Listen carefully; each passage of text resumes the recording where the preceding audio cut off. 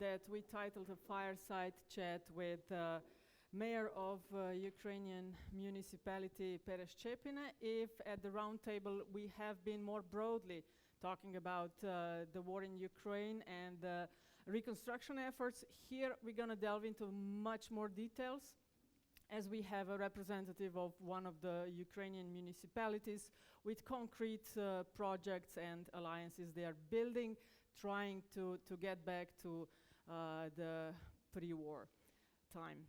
So with us here is Iaroslav Tsvirkun. Tsvirkun, thank you very much for being with us today. I hear that traveling to Slovenia was quite a story.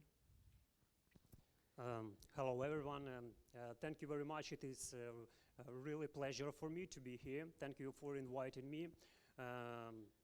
And to gratitude for everyone of you who support Ukraine.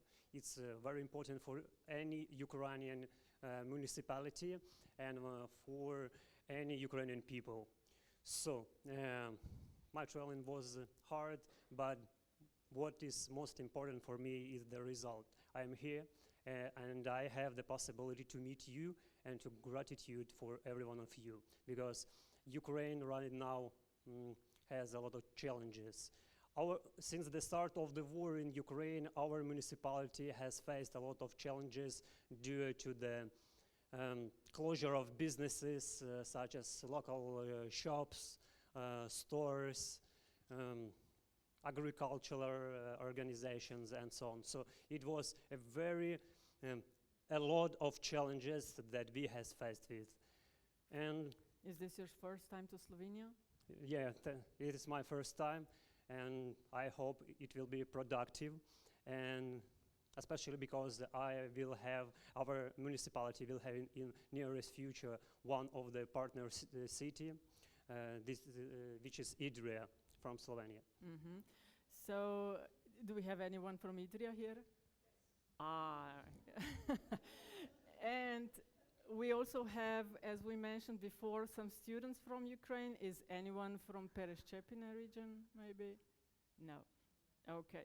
But, so, has anyone been there already? No. Could you describe your municipality to us before we continue with the concrete projects?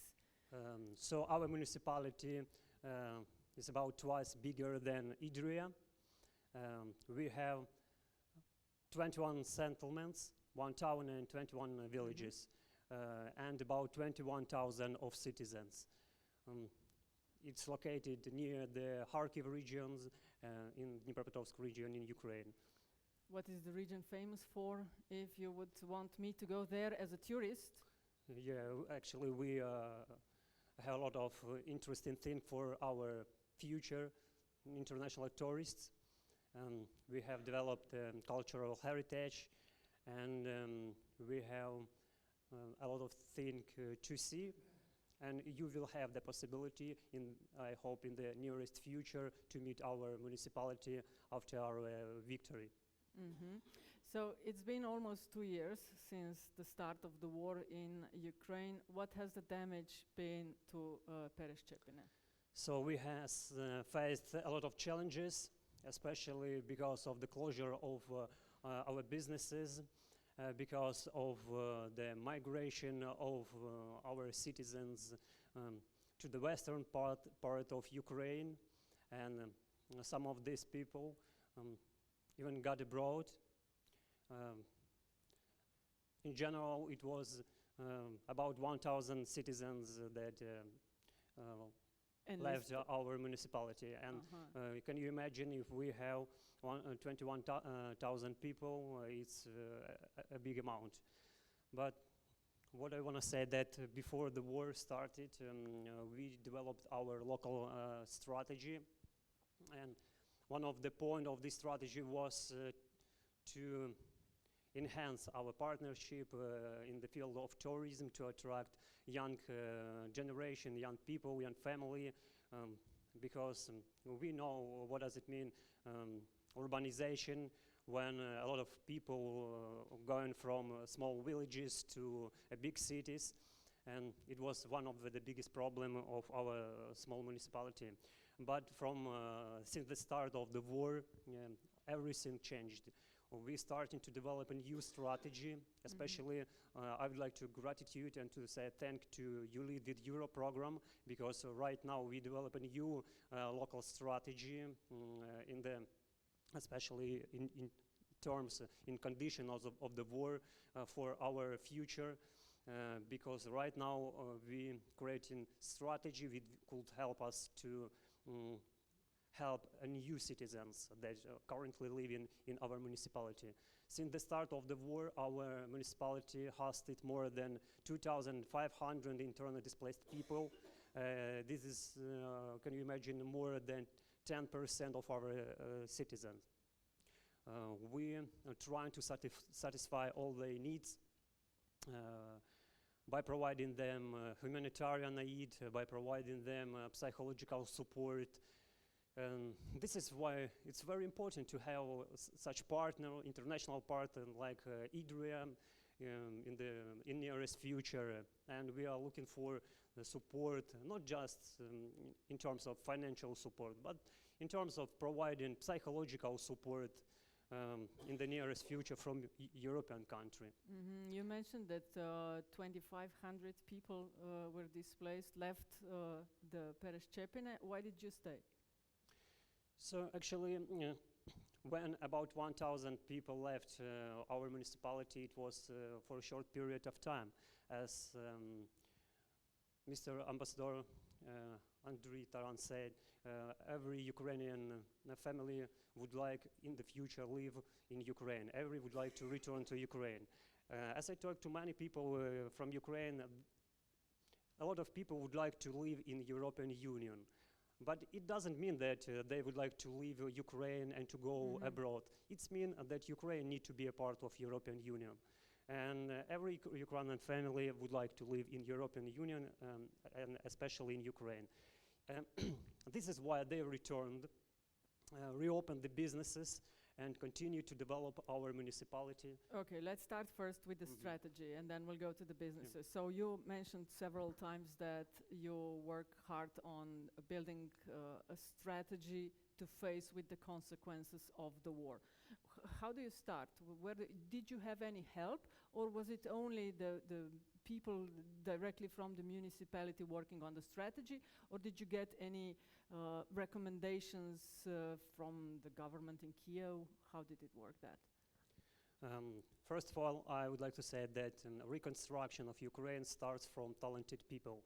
And actually we need support. We need support to study, to develop knowledge, how to reconstruct our municipalities and Ukrainian as well.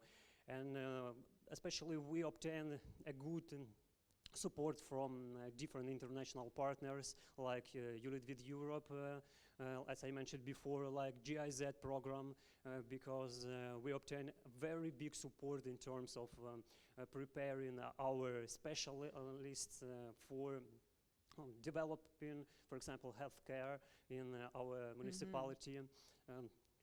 At the start of this year, we opened a new hospital in the territory of our municipality, and GIZ invested more than 1 million euros for these projects. And can you imagine if the local budget of our municipality is about more than 2 million euros. It is not a big budget, and if when we attract financial resources in terms of investments in amount about 1 million euros, it's a big deal. It's a big deal.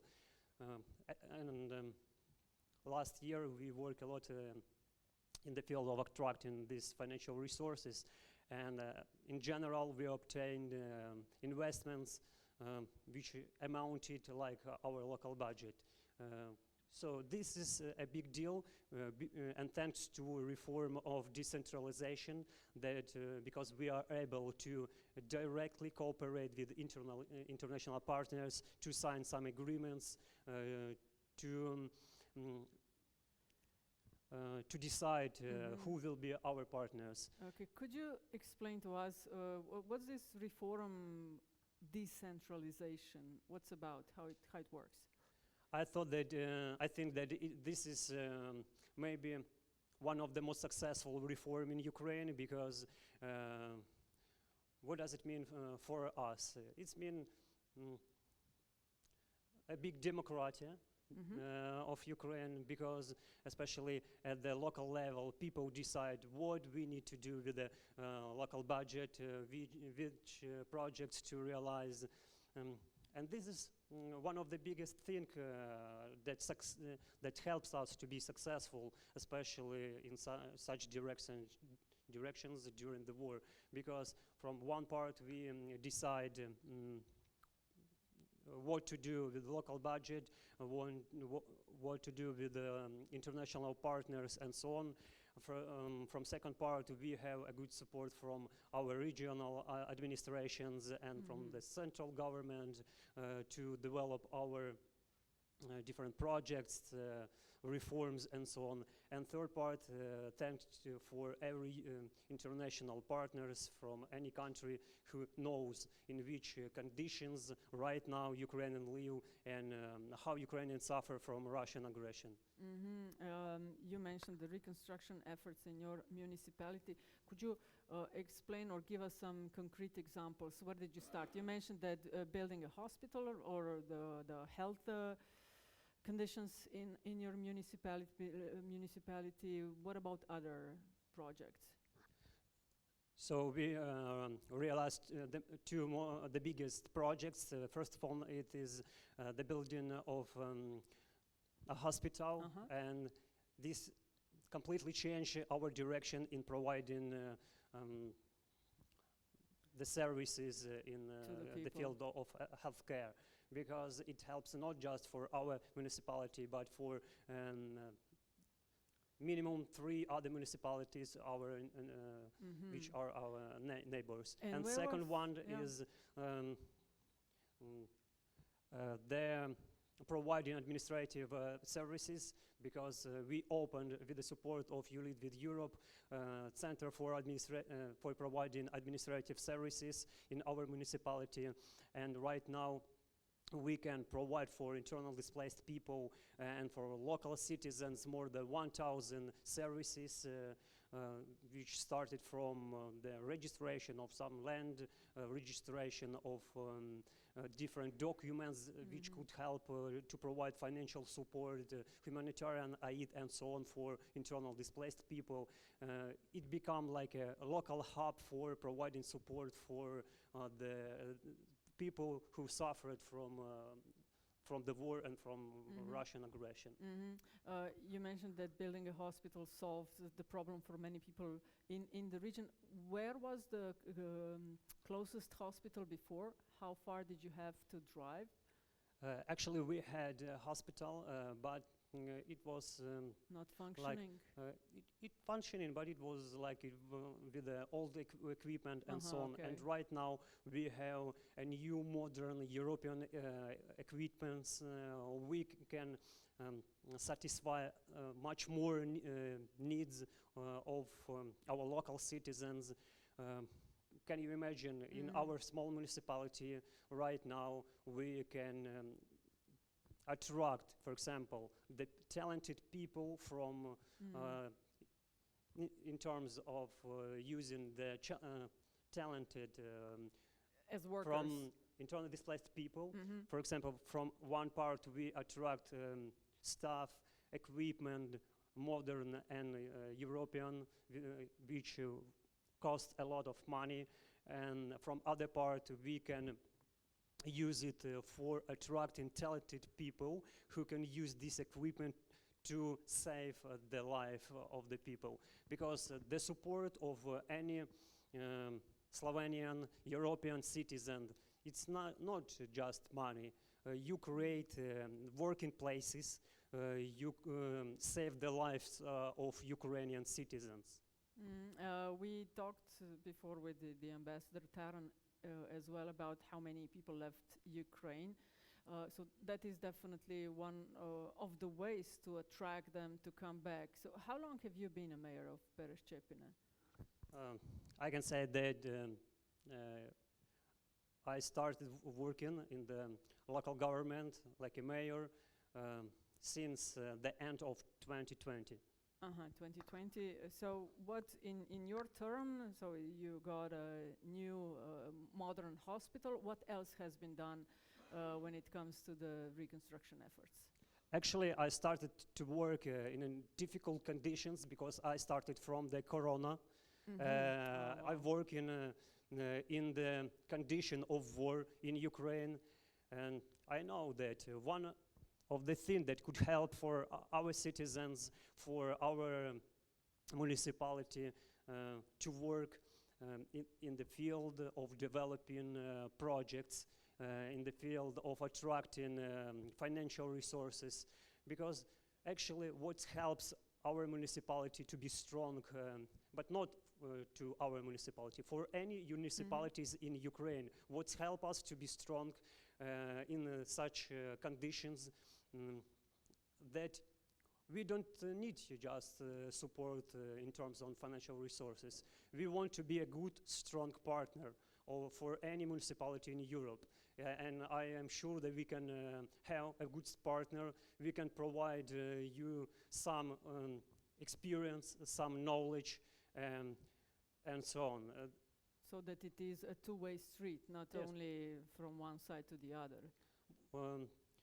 First of all, what I make at first, when I started to work in our municipality, I created a department for investment department that could sign different memorandums for partnership with international partners, to create a different relationship in our country with different municipalities and so on.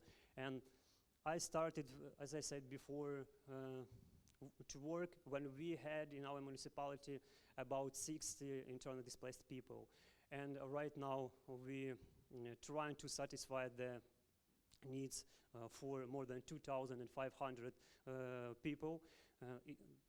And one of the biggest challenges that we faced is some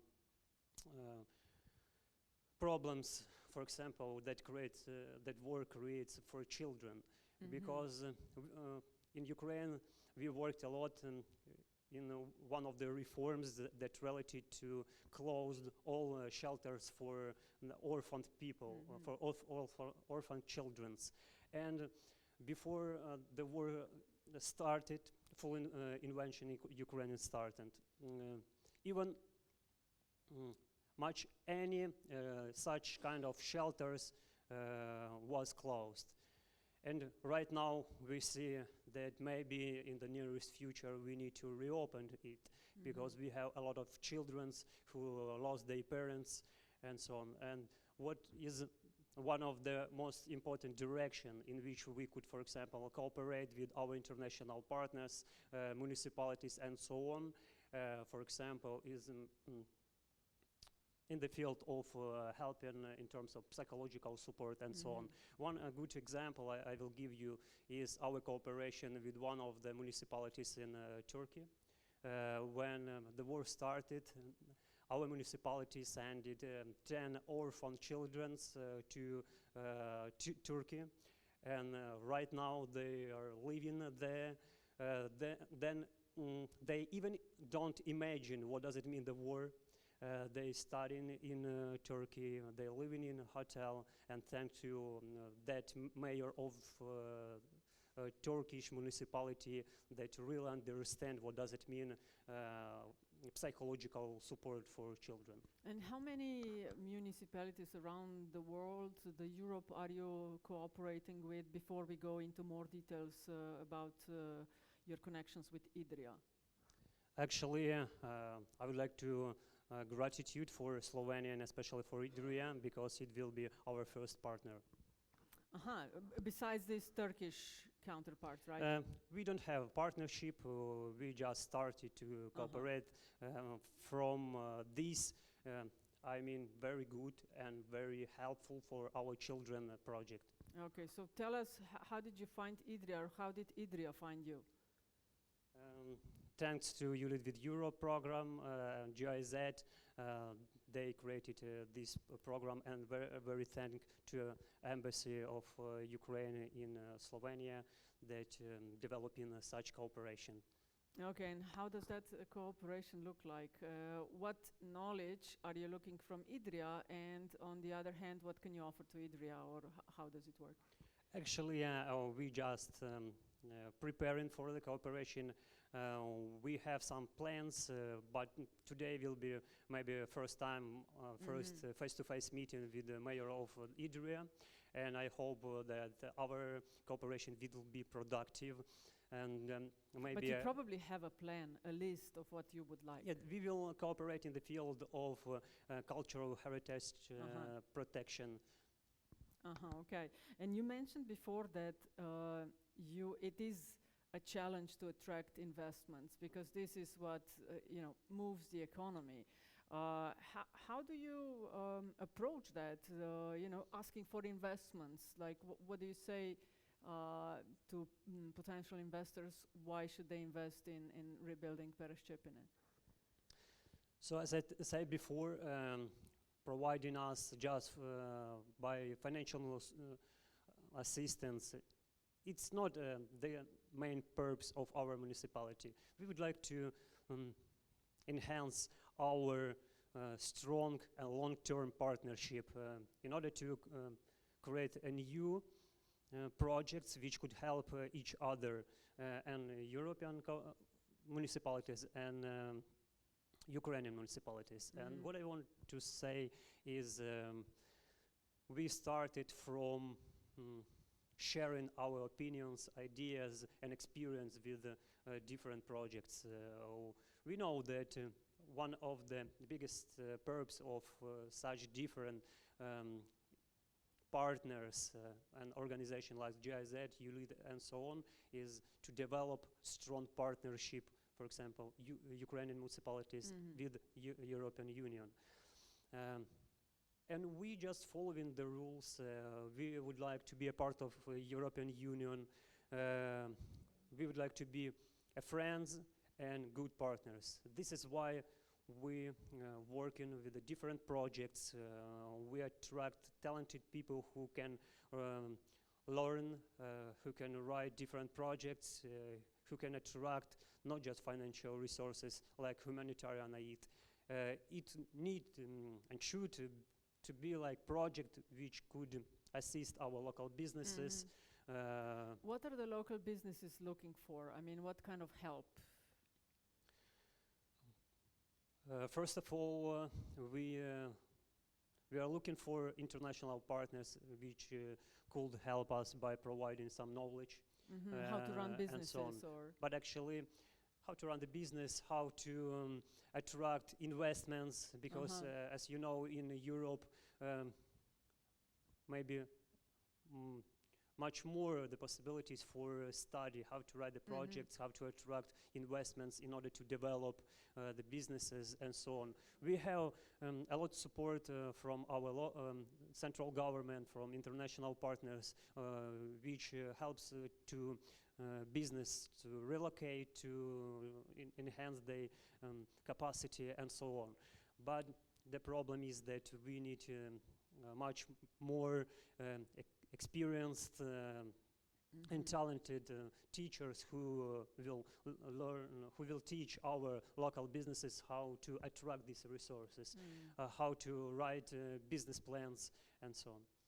You mentioned EU, so Ukraine applied for membership in February 2022, was granted a candidate status in June 22, and in December 23, so 2 months ago, the EU leaders decided to open accession negotiations. I understand that it is in the interest of the national government and the local governments to become part of EU, to benefit from partnering with EU, but the local people, how do they view European Union? What's European Union to them? So, from my own opinion, as I could say, our local citizens always working for creating a better and more safety life for their family. And in order to show how to create this better and more successful safety life, to give them possibilities to travel, To study. to probably. study, to have a choice in which university in the world they could study, how to cooperate with different NGOs and different international organizations and so on. And we trying to satisfy such kind of needs of them. We trying to attract different international non-governmental organization which could support by providing them some psychological support, knowledge and so on. And we every day in different projects, in different programs working in order to show them this part of their future life. You mentioned that you are having a meeting with your counterpart from Iria. You're also coming to Slovenia, I heard, in March. What's the plan for the March activities? Yes, thank you. Thanks to our international partners and Embassy of Ukraine in Slovenia. Our municipality will have this possibility to join Iria, to obtain some experience, especially in the field of cultural heritage protection. It will be really successful, and we will think how in which field we can provide citizens of Iria and especially municipality by using our experience and our knowledge.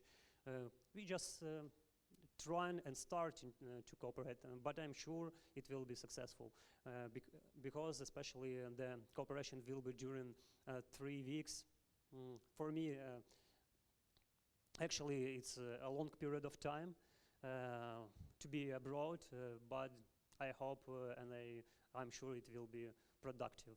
Well, I definitely wish you have a productive and a pleasant stay in Slovenia. Does anyone maybe have a question? We have time maybe for one or two. Please, sir. If you could just wait a bit for a microphone. Yeah, as well, but okay. Good morning, everybody. So my name is Uroš Trinko, a Lieutenant Colonel from the Slovenian Armed Forces. First of all, sir, I would like to thank you for everything what you are personally doing, and of course the people of your municipality and the people of the Ukraine, what you are all doing for the security of the old Europe, I would say something like that. Anyway, my question is connected with the profession I'm standing for. So from the military point of view, usually we are calling that kind of cooperation with the civil society as a civil-military interaction, something like that. And during the peacetime, usually the military is supporting whoever in the country needs the support, including the municipalities and all the other parts of the society. During the wartime, in Slovenia, for example, each of the society elements has some kind of role in the broader national defense efforts. So since you are, sir, the mayor since 2020, if I understood correctly, you would have some idea what actually changed in these civil-military interactions before, so during the peacetime way of thinking or doing the business, and during the wartime efforts. I do believe that you have very good clue what I'm asking about, and of course I'm not expecting any kind of information that could jeopardize your defending efforts. Sir, thank you once again. Thank you for your question, please. I'm sorry, can you repeat the questions in a couple of words? Thank you. So the question is, what changed in the civilian-military cooperation from the peacetime to the wartime, what you are living for the last 2 years? So in the civil-military cooperation or whatever you are doing with the military. Thank you. I would like to say that every one of us, any municipalities in Ukraine, NGOs, organization, and any Ukrainian citizen today works to help armed forces of Ukraine. Because thanks to them, we can live, we can work, and Ukraine can exist. From the start of the war, since the Russian aggression against Ukraine, our cooperation and our attitude to the soldiers completely changed. This is every one of them, every Ukrainian soldiers is a person who protect us, who protect Ukraine, and we should to help them. We should to help to all Ukrainian vulnerable people and to help to survive for Ukraine. Because if we would like Ukraine and our nationality will exist, we need to cooperate. And another one time, I would like to thank every international partners and any citizens of any country in Europe and in all over the world who help, first of all, to our armed forces of Ukraine. Thank you. Thank you. Our time for the Fireside Chat is slowly coming to an end. It's been branded Fireside. It's definitely outside. It's going to be about 15 degrees mid of February. But the last question for you. A year, 2 years from now, where do you see Pereschepyne? So I'm hope, and from other part, I'm sure that our municipality will be developed strong and part of European Union as our all country as a whole. And I would like to gratitude for first of all Embassy of Ukraine in Slovenia for GIZ program, for ULEAD program, and for any mayor of any municipality in Europe. Because as you know, every one of you can start to create a new projects with our municipalities, and every your even small support, as I said before, can survive and save the lives of some amount of people. Thank you. Thank you very much. I definitely wish you a pleasant stay in Slovenia and productive meetings with Iria representatives and the rest of organizations that you might meet while in Slovenia. And of course, welcome back to Slovenia in March. Thank you very much for coming to Slovenia and being part of today's event. Thank you. Thank you very much, and I would like to gratitude especially for Center for European Perspective for this very useful and productive event. It's very big things for Ukraine. Thank you. Thank you very much to you as well. Thank you.